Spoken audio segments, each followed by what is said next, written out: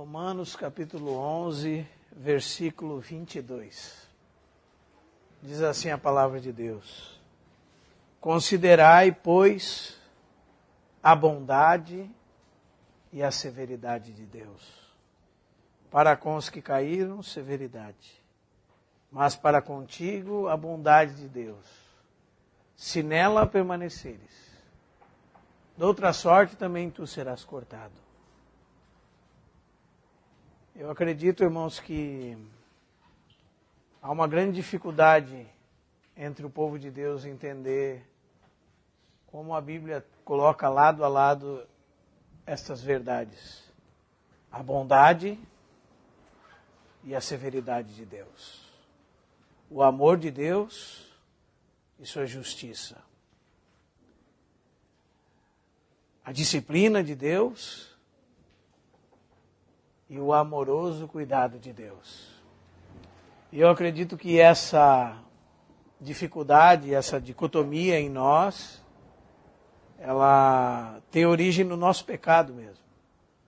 Porque nós não temos uma definição clara do que é o amor, não temos uma definição clara do que é a bondade. Nós não sabemos o que é uma severidade que se aplica de acordo com a bondade, uma justiça que se aplica de acordo com o amor, uma disciplina que se aplica de acordo com o cuidado, porque nós somos prejudicados pelo pecado. Então, para nós, amor é muitas vezes não exercer justiça, não disciplinar muitas vezes. E nós pensamos que essa negligência que nós temos de, às vezes, perdoar aquilo que alguém nos fez, às vezes um filho, isso é caridade. Mas Deus não nos perdoou sem pagamento de preço. Deus nos perdoou porque Cristo Jesus pagou o nosso preço, o preço no nosso lugar. Então Deus cobrou a conta dele, não é? Porque ele é justiça. Mas ele mesmo proporcionou o preço a ser pago, não é? Dando o seu próprio filho. Então, ainda que nós temos muita dificuldade para entender, a Bíblia sempre coloca lado a lado estas coisas que parecem ser opostas. Se eu dissesse para você assim, considerai a bondade e a severidade do Israel. Aí você ia dizer, peraí, irmão, ou ele é bondoso, ou ele é severo. Se ele é bondoso, ele não é severo. Se ele é severo, ele não é bondoso. E Paulo faz isso tão claramente, né, irmãos? Para ele não há dificuldade em entender que Deus é um Deus que realmente nunca vai nos lançar fora, não vai perder filhos, mas vai lidar com seus filhos. E vai lidar com seus filhos de uma maneira tal para que eles não se percam. Então nós devemos ter isso sempre em mente. Porque parece que muitas pessoas se sentem muito seguras com textos que dizem que Deus vai completar a obra em nós. Aquele que começou boa obra em vós há de completá-la até o dia de Cristo Jesus. Então deixa Deus fazer, não é? Elas se sentem muito seguras com esses textos, mas esses textos elas usam para se eximir da sua responsabilidade que foi dada por Deus. Então deixa que Deus faz. E outras dizem, não, deixa que eu faço. Não é? Então nós estamos sempre nessa dicotomia, nessa briga. E Paulo é aquele que escreve, por exemplo, Filipenses 2, bota o 12 e o 13 num lado do outro. Diz assim, desenvolvei a vossa salvação com temor e tremor. E no 13 ele diz, porque é Deus quem efetua em vós, tanto querer como realizar segundo a sua boa vontade. Então é Deus que efetua em nós, sim. E o que nós devemos fazer? Desenvolver a nossa salvação com temor e tremor. Então esse é um texto que sempre quando eu coloco os meus olhos, eu gosto de lembrar que o nosso Deus, irmãos, é um Deus de severidade e de bondade. E Paulo fala assim para os irmãos, considerai a bondade e a severidade de Deus. E esse texto está num contexto muito importante, porque De alguma forma ele está explicando que houve um endurecimento de toda uma nação para que houvesse aberta a porta para que os gentios fossem salvos. Então esses gentios, de alguma forma, poderiam se tornar arrogantes, presunçosos, pensando, não, Deus odiou e descartou os israelitas para que eu seja salvo, então, porque eles não prestam, quem presta somos nós, não é? E daí Paulo diz assim, não, você deve considerar, não é só para eles que existe severidade. Deus lida com severidade com todos os seus filhos. E não é contra o caráter de Deus ser um Deus severo. Porque é um Deus que realmente, irmãos, quer que nós sejamos participantes da sua santidade.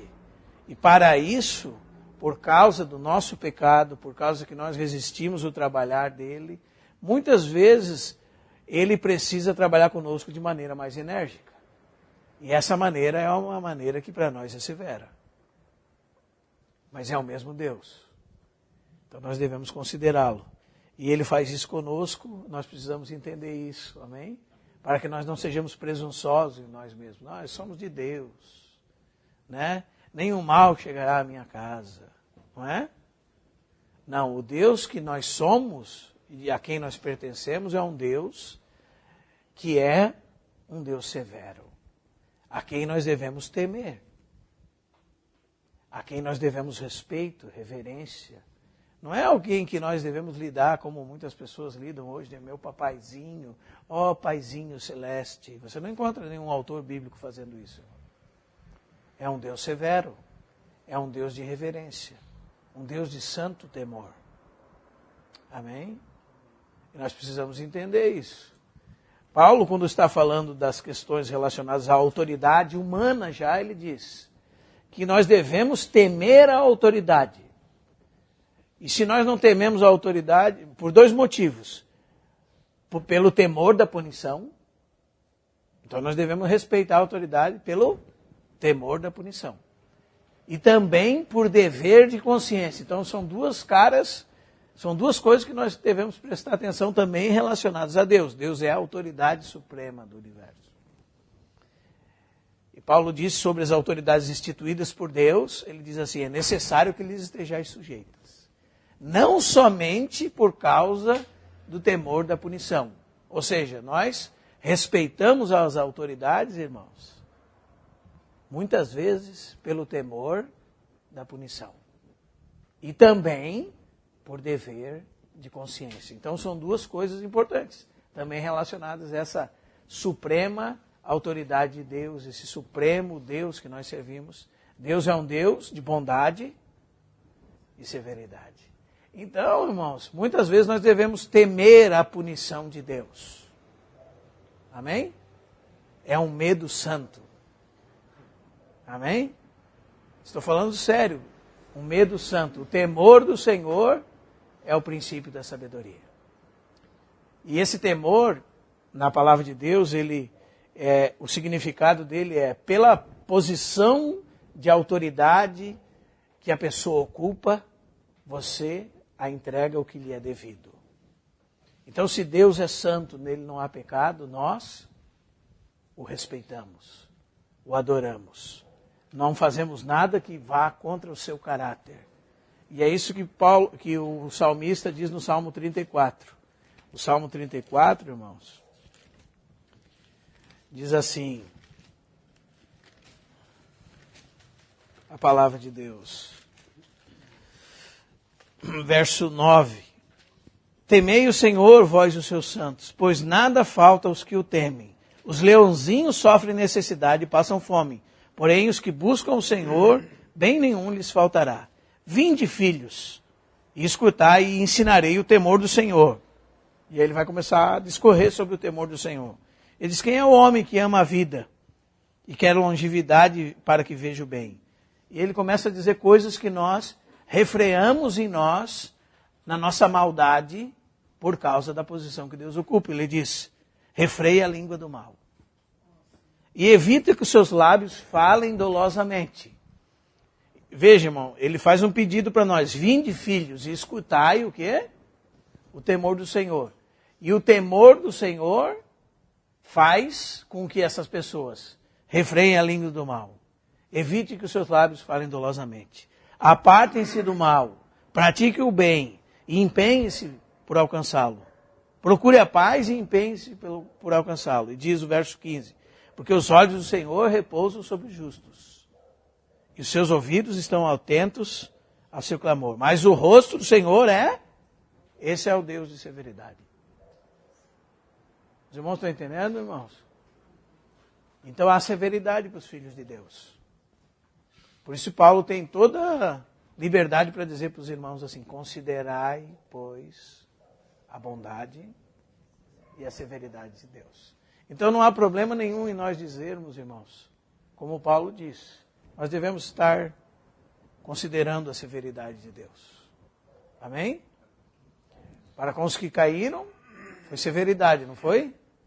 Para contigo, bondade, se nela permaneceres. Então tem uma coisa aqui que se chama um elemento condicional. Se nós permanecemos em Deus, vamos ser inundados pela bondade de Deus. Mas se nós quisermos, como filhos, nos afastar de Deus, irmãos, o que nós vamos experimentar? Severidade da parte de Deus. Se nós não dermos a Deus aquilo que lhe é devido, irmãos, o que nós vamos experimentar da parte de um pai que ama? Severidade. Essa é a verdade, irmãos, porque muitas vezes nós estamos servindo a Deus usando como âncora versículos que é quase que um mundo da fantasia em Deus, não é? É uma coisa irreal, assim. Nenhuma condenação há para aqueles que estão em Cristo, não é? Isso é verdade. Nós fomos livres da condenação do inferno, livres da morte, não é? Mas esse mesmo Pai que nos livrou da condenação, porque o texto diz assim, quem intentará acusação contra os eleitos de Deus? Então, o texto está levantando, por exemplo, supostos acusadores, entre outros. Mas Deus não está incluído nesses acusadores. Os irmãos estão entendendo, irmãos? Tem eles. Pode alguém se levantar contra alguém que Deus escolheu? Não. Deus pode. Deus pode lidar com você e comigo, irmão. Porque Ele nos chamou.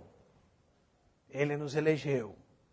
Mas Ele também vai trabalhar em nós para que nós não sejamos condenados com o mundo.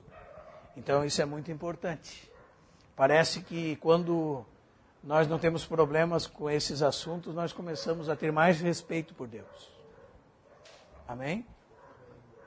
Parece que nós não lidamos com Deus de qualquer jeito. Parece que quando nós enfatizamos muito somente a bondade de Deus, nós criamos um Deus que está a serviço nosso para fazer tudo o que a gente quer. Não é? Nós somos o Senhor e Ele é o nosso servo. Porque Ele é bondoso, Ele dá tudo o que nós queremos, Ele vai fazer tudo que... Ele vai fazer a gente prosperar, Ele vai livrar nós de tudo que é errado. Então, tudo que me prejudica, Deus vai tirar do meu caminho. Não é? Não é assim? Nós criamos um Deus diferente do Deus da Bíblia. Deus da Bíblia nunca livrou seus servos de dificuldades. Pelo contrário, Ele é o Deus que usa as dificuldades para moldar o caráter dos seus servos. Não é? Então, quando Deus queria lidar com o seu povo, tinham cavado poços, ele ia lá e permitia que os filisteus fossem lá e entulhassem os poços do povo de Deus. Daí, jogasse barro dentro dos poços e agora tinha que sair do lugar, poxa, e cavar tudo de novo, irmão. Os irmãos estão entendendo, irmãos? São dificuldades. Amém? É um Deus que lida conosco, irmãos. Um Deus que trabalha nas circunstâncias. Às vezes a gente está amaldiçoando as circunstâncias, não é? E que se você entende que você é um filho de Deus, quem é que colocou você nessa circunstância? Se foi você que colheu essa circunstância, você que plantou essa circunstância, mesmo assim foi Ele que permitiu que você colhesse. Amém? Então você merece isso e muito mais. Amém?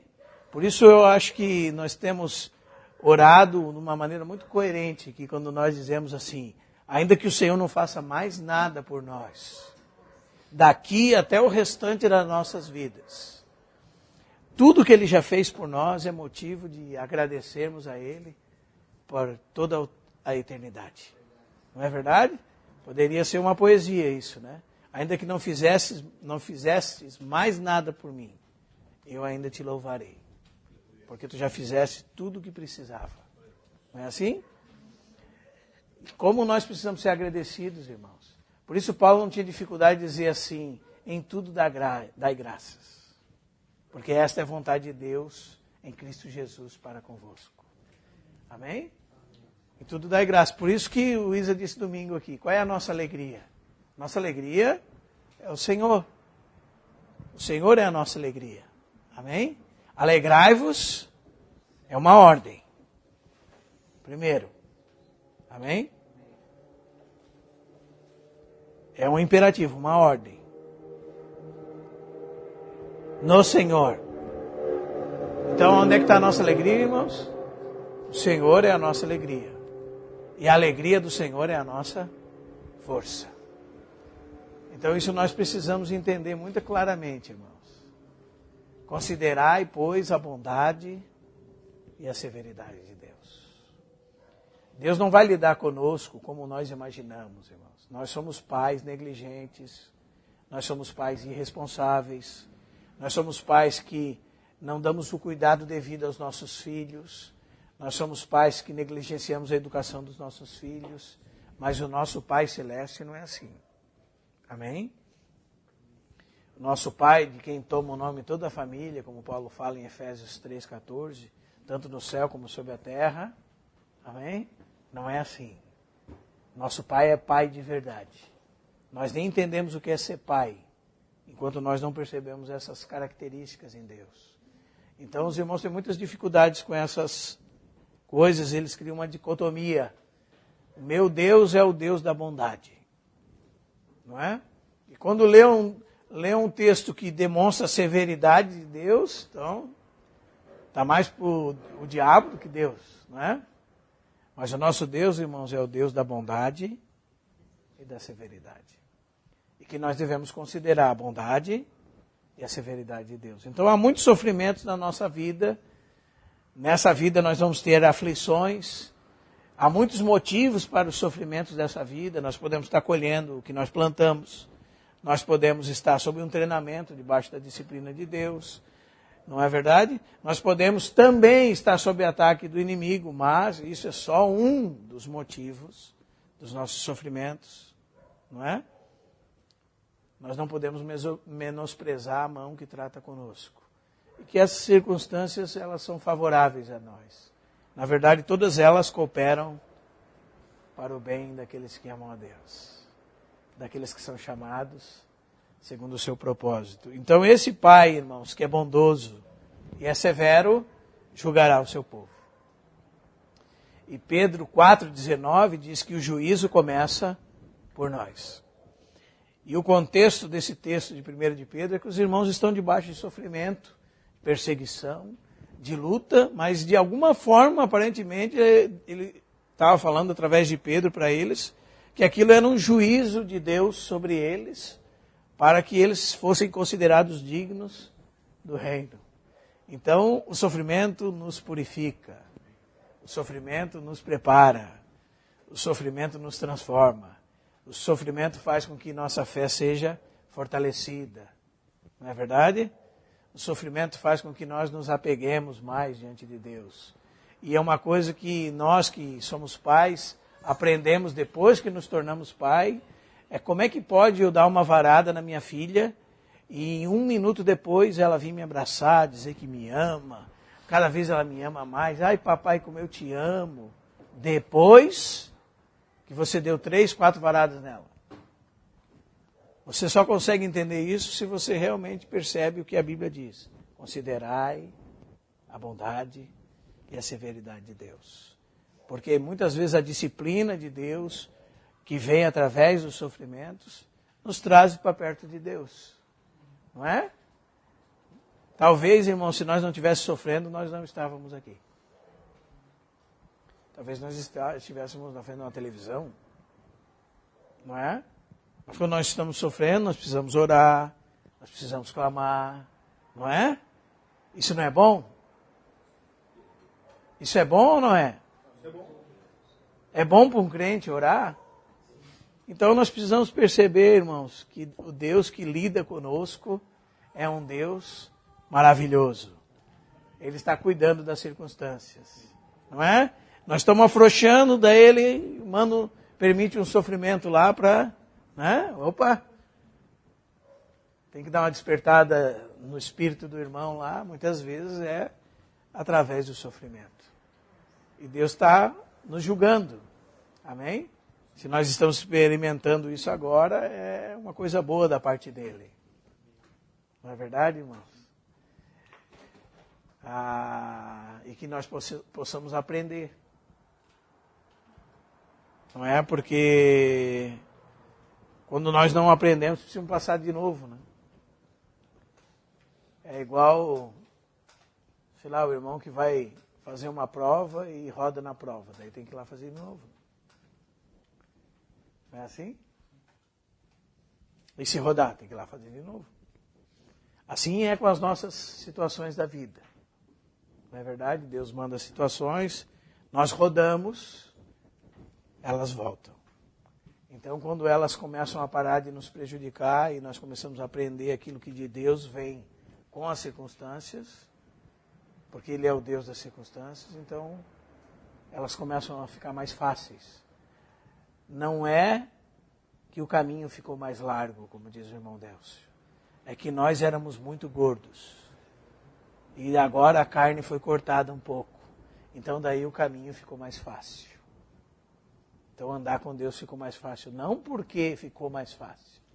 É porque nós ficamos magrinhos. A carne foi sendo cortada fora. Não é? Então, para isso, irmãos, nós precisamos considerar a bondade e a severidade de Deus. Tem muitos irmãos que precisam ouvir muito sobre a severidade de Deus. Então, essas questões de disciplina para crentes é uma coisa muito importante para falar para os crentes. Deus disciplina os seus filhos. Deus é um Deus de severidade. Amém, irmãos? Deus não vai arredar a mão. Deus muitas vezes vai permitir nós colher o que plantamos. Eu lembro que trabalhava com um pedreiro que eu contratei, e depois que ele se tornou crente, uma bênção em Cristo, ele tinha um BO, ele devia uma coisa, e a polícia foi lá e prendeu ele, e ele ficou 2 anos preso. Aí ele ficou 2 anos lá lendo a Bíblia. Diz que o problema era ficar fumando maconha por tabela, porque a cela dele toda fumava maconha, então ele tinha que ficar fumando maconha, né? Sem fumar. Mas ele ficou lendo a Bíblia e tal. Mas o Senhor permitiu. Amém? E ele dizia, não, eu sei que estou colhendo o que plantei. Esse é um irmão crente. Os irmãos estão entendendo, irmãos? Veja. Considerai a bondade e a severidade de Deus. É o Deus que colocou essa lei. Tudo que o homem semear, certamente ele colherá. Amém, irmãos? Então, nós devemos nos colocar debaixo da potente mão de Deus e receber tudo que vem como se fosse da mão dele. Amém? Muitas vezes nós estamos chamando Deus de diabo, expulsando Deus e dizendo que é o diabo, né? Então nós precisamos realmente aprender que nós estamos na mão dele. Se ele que nos tirou do império das trevas e nos transportou para o reino do Filho do seu amor, então agora nós somos dele, propriedade exclusiva dele. Se acontecer alguma coisa errada conosco, ele permitiu. Ele talvez não gostaria que fosse daquela forma, né? Como diz o irmão Stephen, Deus só cutuca com uma agulhinha no aguilhão. Daí nós pegamos e damos coice contra o aguilhão. Daí o aguilhão nos fere. Né? Ele cutuca, a gente não responde apropriadamente. A gente dá coice. E quem nos se fere somos nós mesmos. Então considerai a bondade e a severidade de Deus. Deus está lidando conosco. Amém? Com todos nós de alguma maneira. Se somos filhos de Deus, Deus está lidando conosco. Porque a palavra de Deus fala em Hebreus 12, a partir do verso 4, que Deus disciplina a todos aqueles que ama e açoita todo aquele que tem por filho. E se nós estamos sem disciplina, da qual todos são feitos participantes, já não somos filhos. Amém? Somos bastardos. Agora, se nós estamos debaixo da mão de Deus, a mão de Deus é uma mão que nos disciplina. Amém? Você pode dar graças a Deus por isso? Amém? Aí você vai entender assim, pô, vou parar de murmurar sobre isso. Por quê? Porque Deus está permitindo. Ah, meu marido não sei o quê, não, mas Deus está permitindo. Meu filho não sei o quê, Deus está permitindo. Amém? Amém, irmãos? Estamos debaixo da mão de quem? Se nós estamos debaixo da mão de Deus, nós não estamos mais debaixo da mão do diabo. Amém? Ou é uma coisa ou outra. É porque nós estamos num país, irmãos, que é tudo um sincretismo. O diabo vai te pegar. Ah, o diabo que está fazendo não sei o que na tua vida. Você tem que orar uma oração de libertação. Mas está debaixo da mão de quem, irmão? Está debaixo da mão de Deus? Que Deus é esse? Se acontecer alguma coisa com você, é porque Ele quis. Porque Ele permitiu. Amém? Ou Ele disse que seria assim e fez, ou Ele permitiu. Ou foi uma vontade decretiva, ou uma vontade permissiva, mas Ele permitiu. Se Ele permitiu, nós podemos dar graça. Amém? Então daí você entende por que é tão fácil Paulo dizer, em tudo dai graças. Porque esta é a vontade de Deus em Cristo Jesus para convosco. Agora nós podemos dar graça por tudo. Amém? O Evangelho é bem simples. Da onde Deus nos tirou, irmãos? E para onde Deus nos transportou? Quem é o rei desse reino, irmãos? Quem é o governador desse reino? Quem coordena tudo nesse reino? Quem dá ordem, quem diz que solta, manda prender, quem que executa tudo que é preciso, quem é que faz agora nesse reino? E nós estamos aonde? Sobre que governo nós estamos?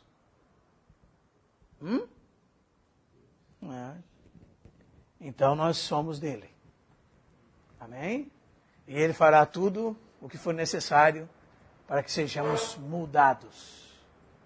Então, muitas vezes o problema sou eu. Amém, irmão? E quando nós começar a falar, o problema sou eu, Senhor. O meu caráter faz com que eu responda assim e eu aceito o que vem da tua parte. E é difícil, irmão, porque nós somos teimosos. Amém? Mas nós estamos vendo exatamente isso. Porque se nós não formos disciplinados nessa vida por Ele, ou se nós formos disciplinados e não respondermos a Ele, vai chegar um dia que nós vamos estar diante dele. 2 Coríntios 5:10. Porque todos nós compareceremos diante do tribunal de Cristo, para que cada um de nós receba o bem ou o mal que fez por meio do corpo. Amém? E Paulo também repete isso em Romanos 14. Ele diz, porque o Senhor julgará o seu povo.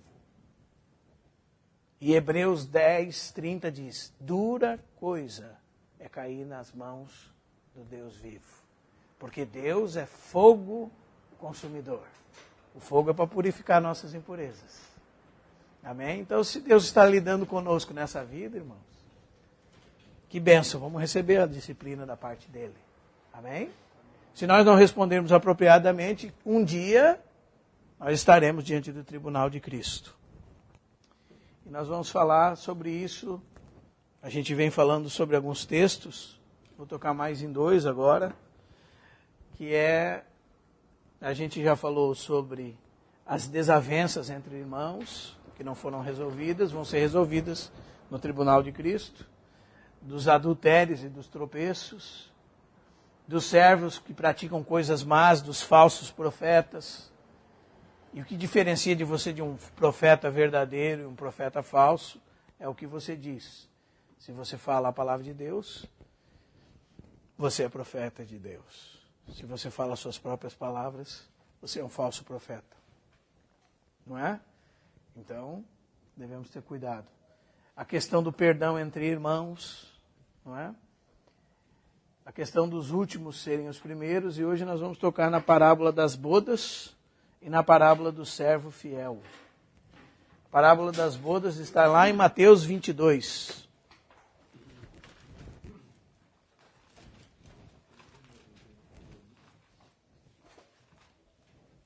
Considerai, pois, a bondade e a severidade de Deus.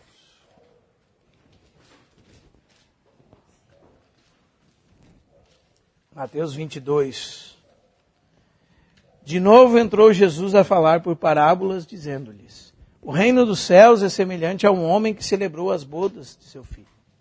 Então enviou os servos a chamar os convidados para as bodas, mas esses não quiseram vir.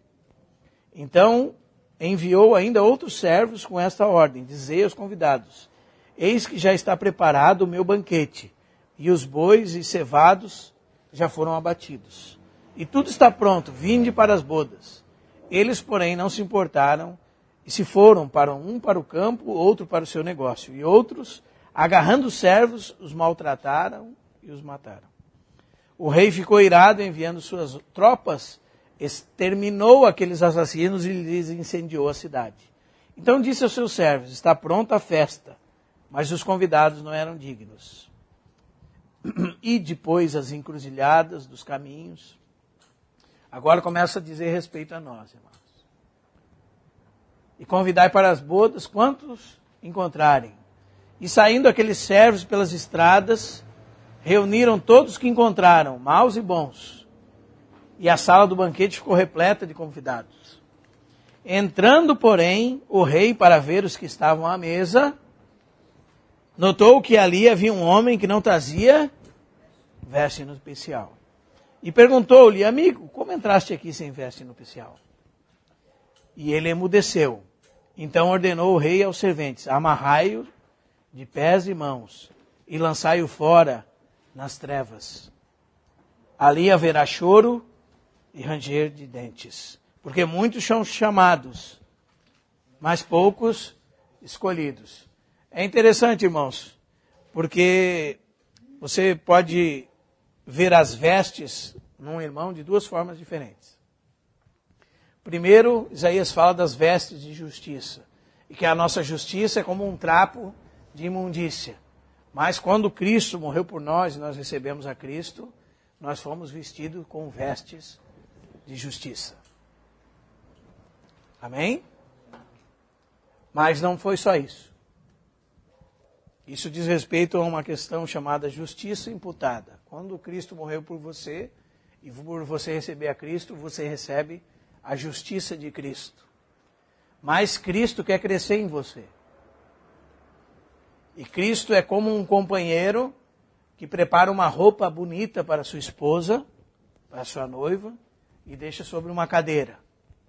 E aquela roupa está pronta. Ela precisa agora se vestir dela, para se apresentar na presença dele. Amém? E muitos irmãos salvos, crentes, não têm dado atenção a essa parte no que se refere ao propósito de Deus para a vida deles, que é ser conformados à imagem de Cristo. Ou seja, ter roupas apropriadas para estar na presença do Rei. Então, na vinda de Cristo, no seu reino, ele virá e encontrará esses irmãos como que sem veste nupcial. Ou seja, eles não estão vestidos adequadamente para as bodas. E o que vai acontecer com eles? Eles não participarão das bodas.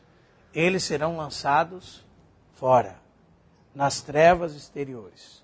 As trevas exteriores, irmãos, é difícil para nós que temos iluminação pública. Eu que estou trabalhando lá no meio do mato, lá das 6 horas da tarde, não tem um poste de luz, aí você vai começar a entender o que é trevas exteriores. Que você olha para frente assim e não vê um palmo à sua frente, porque você está fora da casa, você está do lado de fora. Pode estar acontecendo uma grande festa na casa, mas para você não tem luz, não tem festa, só trevas. E Jesus disse que ali haveria choro, não é? E ranger de dentes. E isso vai acontecer com cristãos, amém? No período do milênio. Como disciplina de Deus. Considerai, pois, a bondade e a severidade de Deus. Como dizia um amigo nosso, ele dizia assim, para crente você não prega o inferno, não. Você prega as trevas exteriores. Você prega a disciplina da parte de Deus. Porque muitos crentes são displicentes com as coisas de Deus. São negligentes. E vai um dia haver colheita disso. Amém, irmãos? Tomara que o Senhor nos trabalhe conosco ainda nessa vida. Amém? Que lide conosco de maneira eficaz e que nós possamos responder com Ele apropriadamente.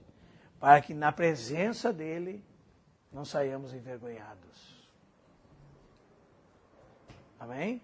E por que você lembra que João falou que nós não vamos ser envergonhados? Porque a Bíblia diz assim, porque o veremos como Ele é e que seremos semelhantes a Ele, porque o veremos como Ele é. Ou seja, está ligado à nossa semelhança com Ele. A nossa vergonha diante dEle, ou a nossa confiança diante dEle está ligada à nossa semelhança com Ele. E a semelhança com Ele é representada nessa veste nupcial. Amém? Que é uma veste que fala de uma justiça infundida em nós. Agora Cristo vive em nós. Cristo cresceu em nós. A justiça de Deus se manifesta em nós em boas obras. Amém? Na semelhança com Cristo. E agora nós estamos adequados a ser confiantes na presença dEle, porque nós somos semelhantes a Ele. Amém, irmãos? Mas é só tocando por cima para os irmãos, não é? Esse servo era salvo, porém não estava vestido adequadamente. As vestes são a justiça sobreexcelente dos crentes vencedores, mencionada em Mateus 5:20. Esse homem não trazia veste, é salvo porque entrou nas bodas. Ele recebeu Cristo como sua justiça para ser justificado diante de Deus, mas não viveu Cristo como sua justiça subjetiva. Filipenses 3:9, para poder participar do desfrute do reino dos céus. Por causa da falta de veste, sua sentença foi: amarrai-o de pés e mãos e lançai-o para fora, nas trevas exteriores. Ali haverá choro e ranger de dentes. Que advertência séria, irmãos. Que sentença dura. Isso nos mostra a nossa necessidade de estar em Cristo e a justiça de Cristo sendo aplicada a nós, através de nós, em atos de justiça, para sermos achados vestidos. Amém? Isso é uma terrível advertência, irmãos. Considerai a bondade e a severidade de Deus. E seguindo para o capítulo 24 de Mateus, no versículo 45, você tem outra parábola que fala, às vezes a sua Bíblia coloca assim, a parábola dos dois servos. Mas deveria ser a parábola do servo. Pois é, mas é o mesmo servo. Ele pode ser bom ou pode ser mau, mas é o mesmo servo.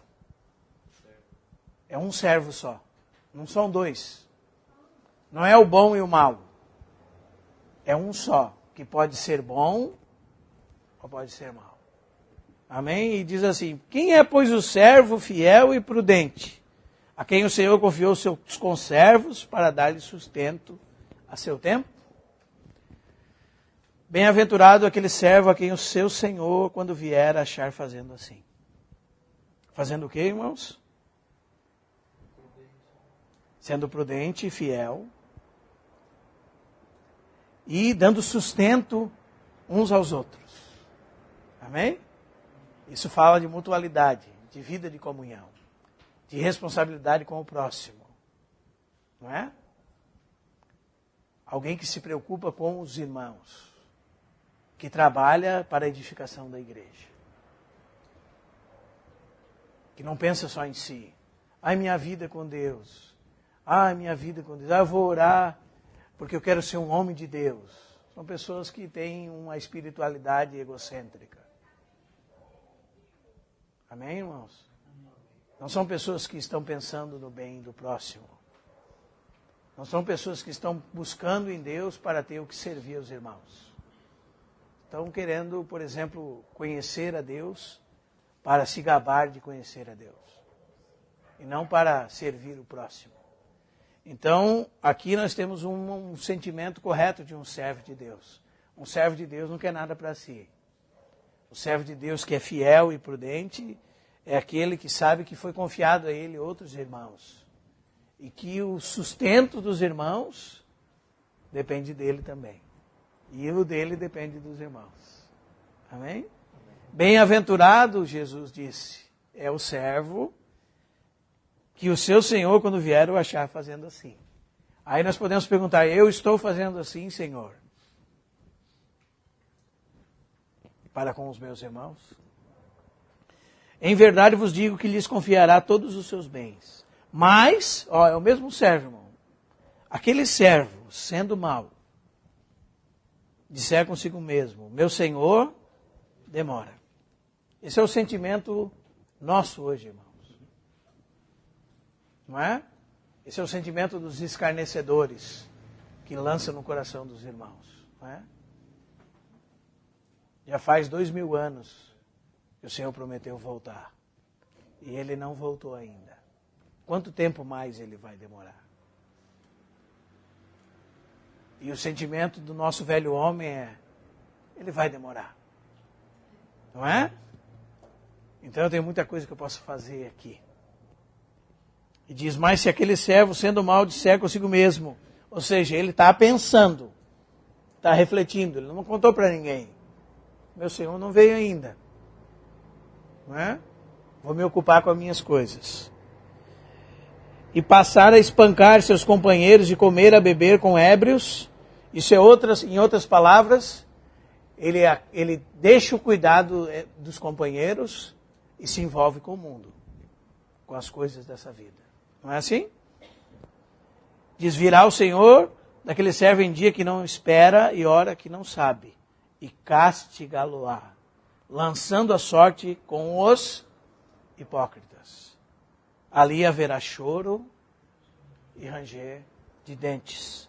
Aí nós podemos ir lá para Lucas, capítulo 12, né?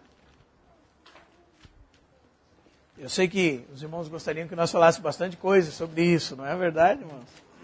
Mas qual é o intuito destas leituras? Advertência. Amém? Haverá disciplina. Haverá correção. Amém, irmãos? Não se engane com Deus.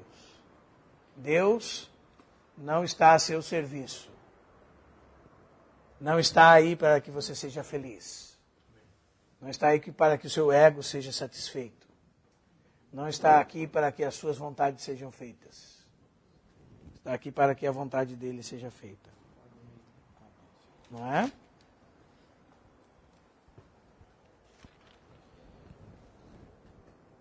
Lucas, capítulo 12, né? Versículo 5. Não, acho que eu estou errado. Não, Lucas 21, irmãos, perdão.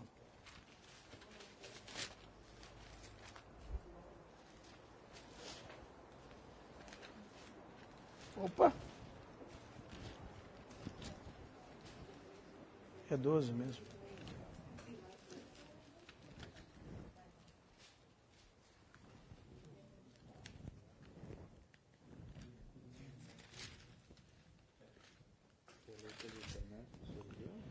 Não.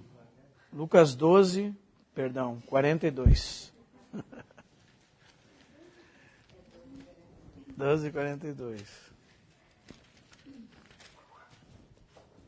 Disse o Senhor, quem é, pois, o mordomo fiel e prudente a quem o Senhor confiou seus conservos para dar-lhes o sustento a seu tempo?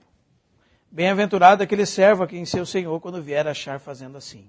Verdadeiramente vos digo que lhe confiará todos os seus bens. Mas, se aquele servo disser consigo mesmo, meu senhor tarda a vir, e passar a espancar seus criados e criadas, e a comer e beber, e a embriagar-se, virá o senhor daquele servo em dia em que não o espera, e em hora que não sabe, e castigá-lo-á, lançando-lhe a sorte com os infiéis. Aquele servo, porém, que conheceu a vontade de seu senhor, e não se aprontou, nem fez segundo a sua vontade, será punido com... Isso aqui é para cristãos, irmãos. Serão punidos com o quê? Com o quê, irmãos? Com muitos açoites. Porque aquele que muito é dado, muito lhe será requerido. Então nós, irmãos, que nos reunimos como igreja do Senhor, que não temos dificuldade nenhuma em entender que isso aqui não é igreja, que os irmãos são a igreja, que os irmãos são um único corpo em Cristo, que os irmãos estão a nosso cuidado. Nós temos muito mais responsabilidade. E nós seremos cobrados na nossa responsabilidade. Porque diz assim o texto, aquele servo que conheceu a vontade do seu Senhor. Eu pergunto para você, irmão, você sabe o que é igreja? Você vai dizer, sei, irmão. Você sabe que isso aqui não é igreja? Sei, irmão. O que é igreja, irmão? A igreja são os irmãos. A igreja são os irmãos. Essa é a vontade de Deus. Amém? A igreja são os irmãos. A igreja não é um lugar que você vai no domingo. E nós temos que cooperar para a edificação dos irmãos. Essa é a vontade de Deus? Essa é a vontade de Deus. Aquele servo que conheceu a vontade do seu Senhor e não se aprontou, nem fez segundo a sua vontade, será punido. E, irmão, será que nós vamos escapar dos açoites? Diz aí. Aquele, porém, que não soube a vontade do seu Senhor e fez coisas dignas de reprovação, levará poucos açoites. Vai levar, irmão, mas um pouco menos. Mas aquele a quem foi muito dado, muito lhe será requerido. Aquele que a muito se confia, muito lhe pedirá. Forte, né, irmãos?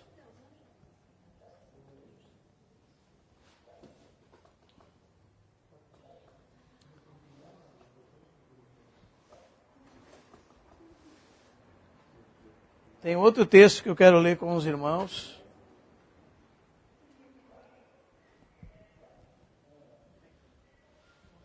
Nós vamos ler lá para frente.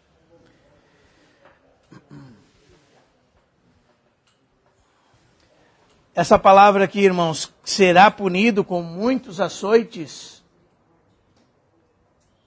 Só uma pergunta, irmão. Nesse caso, nesse texto aqui, daí é o futuro? É. Não é do já, né? Isso. Será punido com muitos açoites ou será castigado duramente? A palavra é o dicotomizará. O cortará no meio.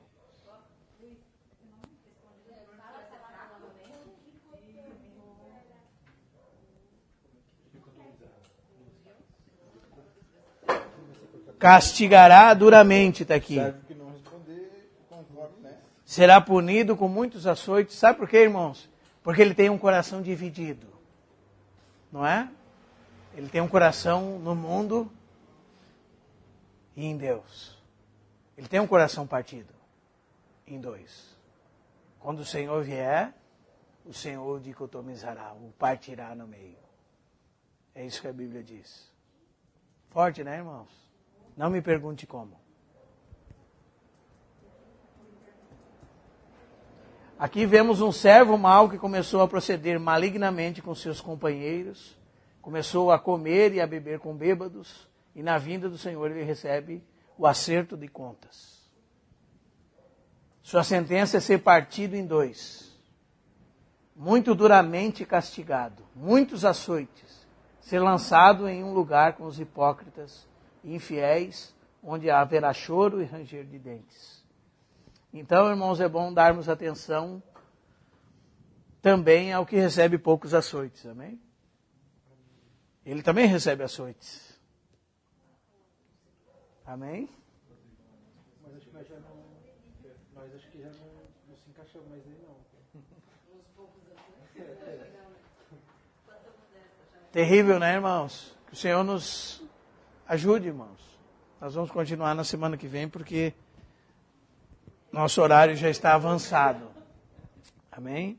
Na semana que vem nós vamos falar das virgens, nós vamos falar da parábola dos talentos, da parábola das minas, que são algumas advertências para nós.